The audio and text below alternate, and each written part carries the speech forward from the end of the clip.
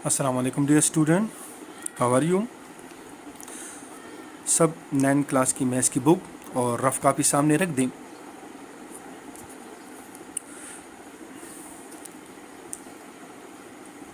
Maths class 8 video है, lecture number 1 unit number 2 हमारा चल रहा है। एक्सरसाइज 2.4 ये जून की फर्स्ट वीडियो है। एक्सरसाइज 2.4 हमारा चल रहा है। तो आते हैं क्वेश्चन की तरफ। 2.4 में हम क्वेश्चन नंबर 1, 2 ऑलरेडी पहले कर चुके हैं। उसमें हमने बेस और एक्सपोनेंट के बारे में डिटेल से पढ़ा है कि बेस क्या होता है और एक्सपोनेंट क्या होता है। अब क्वेश्चन नंबर 3 है। क्वेश्चन नंबर 3 में हमने सिंप्लीफाई करना है 7s power 6 bye 7s power 4। ये इसका फर्स्ट पार्ट है, 7s power 6 bye 7s power 4। Question को दोबारा लिख के इसमें अगर आप देखें तो 7, इस क्वेश्चन में 7 बेस है, 6 और 4 ये इसके एक्सपोनेंट्स हैं। तो एक्सपोनेंट लॉ यहाँ पे हमने अप्लाई की है। एक्सपोनेंट लॉ हमें ये बताता है कि जब बेसिस सेम हो डिवीजन में, जब बेसिस सेम हो तो इसके एक्सपोनेंट को हम सेपरेट करते हैं। यानी ऊपर एक्सपोनेंट से हम नीचे वाले एक्सपोनेंट या ऊपर वाले पावर से हम नीचे वाले पावर को सेपरेट करते हैं। तो यहाँ पे भी बेस हमारे सेम है, एक जैसे हैं। तो ऊपर एक्सपोनेंट हमारा 6 से, नीचे एक्सपोनेंट हमारा 4 है। तो हमने क्या किया, 6 से हमने 4 को माइनस किया क्योंकि हमारे पास 7s पावर 2 आ गया। और 7s पावर 2 हमारे पास 49 की इक्वल है क्योंकि 7 स्क्वायर हमारे पास equal 7 multiply 7 which is equal to 49। तो 7 स्क्वायर से हमारे पास 49 इसका आंसर आ गया और यही हमारा रिक्वायर्ड आंसर है। पार्ट नंबर 2 है हमारे पास 2s power 4 multiply 5s power 3 whole divided by 10 square. Solution में क्वेश्चन दोबारा हमने लिख लिया। इस क्वेश्चन में हम इस तरह करते हैं कि जो नंबर्स हमें गिवन है तो उसको हम प्राइम फैक्टराइज करेंगे। इस क्वेश्चन में ऑलरेडी 2 और 5 हमारे पास प्राइम फैक्टराइज फॉर्म में है, लेकिन 10 को हम स्प्लिट अप करेंगे। 10 को हम 2 मल्टीप्लाई 5 फॉर्म में लिखेंगे। 10 को हम फैक्टराइज करके हम 2 मल्टीप्लाई 5 फॉर्म में लिख लिया और 2 जो इसका अपना पावर था वो अपनी जगह पे आ गया। नेक्स्ट स्टेप में हमने ऐसा किया कि नोमिनेटर के जो टर्म्स है वो अपनी जगह पे आ गए और डिनोमिनेटर में हमने क्या किया, 2 पावर को 2 और 5 दोनों पे अप्लाई किया, जो कि हमारे पास आ गया 2 स्क्वायर और 5 स्क्वायर। साथ हमने जो एक्सपोनेंट ला था वो भी हमने मेंशन किया, mn power a is equal to m की पावर a और n की पावर a। नेक्स्ट स्टेप में दोबारा हमने इस पे जो एक्सपोनेंट ला है वो अप्लाई किया। डिवीजन में बेसिस सेम आ गई, तो डिवीजन में जब बेसिस सेम हो तो ऊपर वाले एक्सपोनेंट से हम नीचे वाले एक्सपोनेंट को सब्ट्रैक्ट करते हैं। तो 2 हमारा बेस है, 4 और 2 इसके एक्सपोनेंट्स है। यहाँ पे 5 बेस है, 3 और 2 इसके एक्सपोनेंट्स हैं। तो एक 2 को एक बेस लेके हमने क्या किया, 4 से 2 माइनस किया और इनमें से एक 5 को लेके 3 से हमने 2 को माइनस किया, जो कि हमारे पास आ गया 2 स्क्वायर और 5s पावर 1। ला को हमने साथ मेंशन किया है। 2 स्क्वायर से हमारे पास 2 2 जार 4 आ जाएंगे। 2 स्क्वायर का मतलब है 2 मल्टीप्लाई 2। 2 स्क्वायर का मतलब है 2 मल्टीप्लाई 2, 2 मल्टीप्लाई 2। इसी तरह 4 को हमने फिर लास्ट में 5 से मल्टीप्लाई करके हमारे पास 20 इसका आंसर आ गया। ये था हमारा पार्ट 2। अब जाते हैं पार्ट 3 की तरफ। पार्ट नंबर 3 है इसका a plus B whole square c plus D whole cube whole divided by a plus B power 1 है और c प्लस डी की पावर है 2 और होल इस पावर 3। क्वेश्चन को सॉल्यूशन में दोबारा लिखने के बाद इस क्वेश्चन को अगर आप गौर से देखें तो a प्लस बी ऊपर भी है, a प्लस बी नीचे भी है। तो a प्लस बी हमारे पास बेस है, 2 और 1 इसके एक्सपोनेंट्स है। यहाँ पर भी c प्लस डी ऊपर नीचे, c प्लस डी ये बेस है और 3 2 इसके एक्सपोनेंट्स है। तो वही सेम ला इस पे दोबारा अप्लाई करेंगे एक्सपोनेंट ला कि बेसिस सेम हो तो पावर को हम सब्ट्रैक्ट करते हैं। तो एक a प्लस बी हमने इसमें से ले लिया, 2 से हमने 1 को माइनस किया, फिर यहाँ पे c प्लस डी को हमने लेके 3 से हमने 2 को माइनस किया और क्वेश्चन का अपना जो क्यूब है, जो 3 पावर है वो अपनी जगह पे आ गया। साथ साथ हमने जो एक्सपोनेंट ला था वो भी हमने मेंशन किया। आगे जाकर हमने 2 से जब 1 को माइनस किया तो हमारे पास 1 आ गया, a प्लस बी की पावर 1 आ गया और साथ c प्लस डी की पावर भी 1 आ गया और होल क्यूब अपनी जगह पे। फिर नेक्स्ट स्टेप में हमने ऐसा किया कि 3 जो पावर है इसको हमने दोनों टर्म पे अप्लाई किया।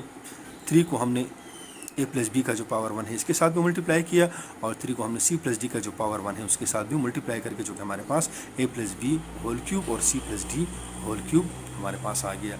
साथ हमने जो एक्सपोनेंट लाभ है वो भी हमने मेंशन किया, a b की power m is equal to a की पावर m और b की पावर m। यानी इसका मतलब ये है कि अगर दो डिफरेंट टर्म हो या सेम जो भी टर्म हो, ब्रैकेट के अंदर जो टर्म होते हैं उस पर जब हम पावर अप्लाई करते तो वो पावर दोनों के ऊपर 2 हो 3 हो जितने भी टर्म्स हो उन तमाम टर्म्स पे अप्लाई होता है।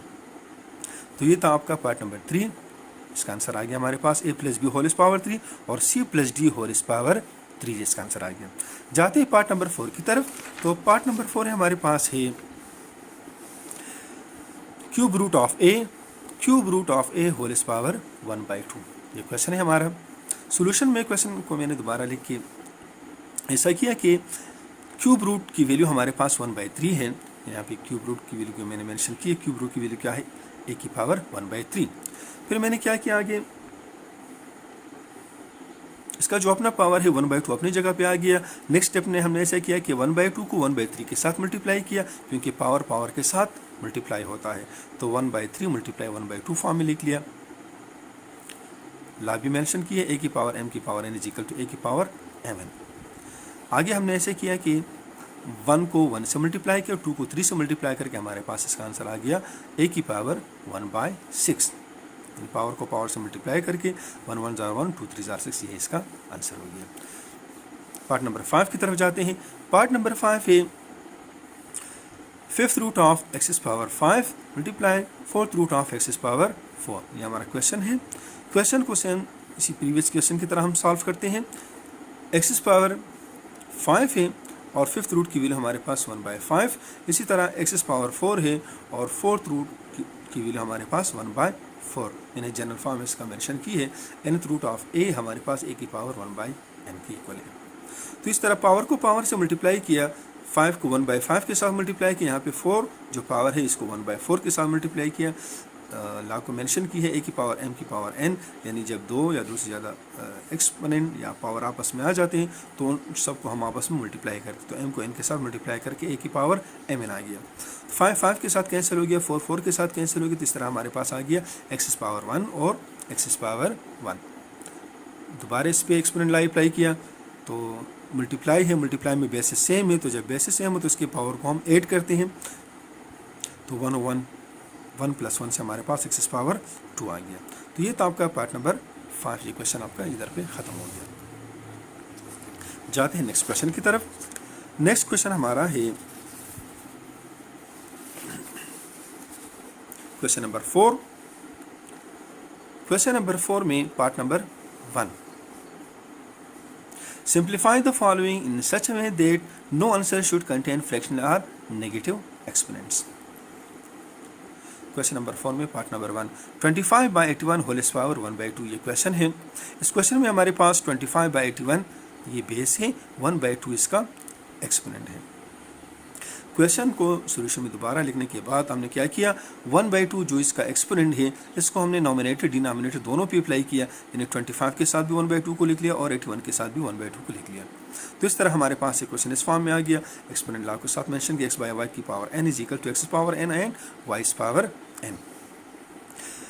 पावर अप्लाई करने के बाद हमने 25 को 5 स्क्वायर के फॉर्म में लिख लिया, 81 को हमने 9 स्क्वायर के फॉर्म में लिख लिया। फिर इसके बाद नेक्स्ट स्टेप में हमने ऐसा किया कि 1/2 जो पावर है ये दोनों के ऊपर, यानी 5 का जो स्क्वायर है उसके साथ भी मल्टीप्लाई किया, 9 का जो स्क्वायर है उसके साथ भी मल्टीप्लाई किया। तो हमारे पास इसका यू शेप आ गया कि 5 का जो स्क्वायर उसके साथ 1/2 को मल्टीप्लाई किया, 9 का जो स्क्वायर है उसके साथ 1/2 को मल्टीप्लाई किया, यानी पावर को हमने ऊपर नीचे दोनों के साथ मल्टीप्लाई किया, जो कि हमारे पास आ गया 2 के साथ, और 2 के साथ कैंसिल होकर 5/9 इसका आंसर आ गया। ऊपर भी 2 के साथ कैंसिल होगी, नीचे भी 2 के साथ कैंसिल होगी, तो 5/9 इसका आंसर आ गया। ये था क्वेश्चन नंबर 4 का पार्ट नंबर 1। पार्ट नंबर 2 की तरफ जाते हैं। पार्ट नंबर 2 है इसका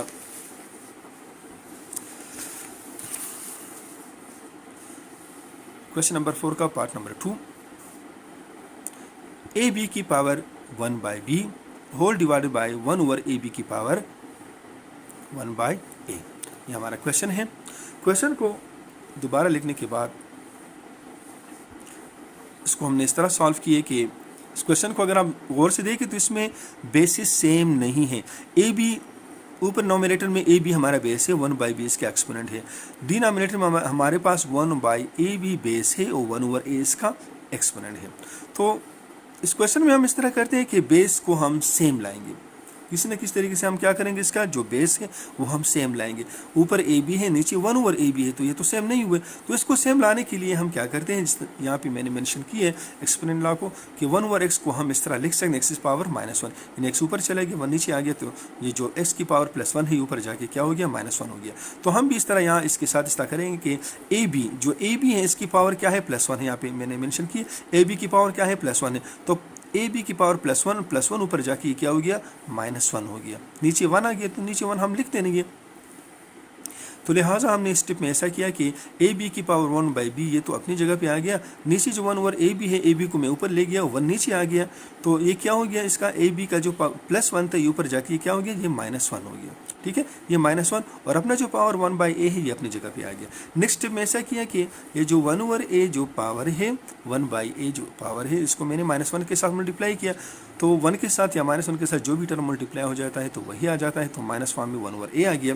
नेक्स्ट स्टेप में ऐसा किया कि अब आगे आप देख सकते हैं कि इसके बेसिस सेम हो गए, ए बी ऊपर भी है ए बी नीचे भी है, तो बेसिस सेम हो गए। तो जब बेसिस सेम हो तो उसकी पावर को हम क्या करते हैं, ऊपर वाले पावर से नीचे वाले पावर सब्ट्रैक्ट करते हैं। तो मैंने क्या किया, ए बी की पावर ए बी हमने एक बेस इसमें से सेलेक्ट किया और जो इसका एक्सपोनेंट है 1/b से हमने क्या किया 1/a को हमने सब्ट्रैक्ट किया। तो सब्ट्रैक्ट इस तरह किया कि 1/b माइनस नीचे क्या है -1/a, तो वो माइनस माइनस के साथ मल्टीप्लाई होकर क्या आ गया हमारे पास, ये से +1/a बन गया। ये +1/a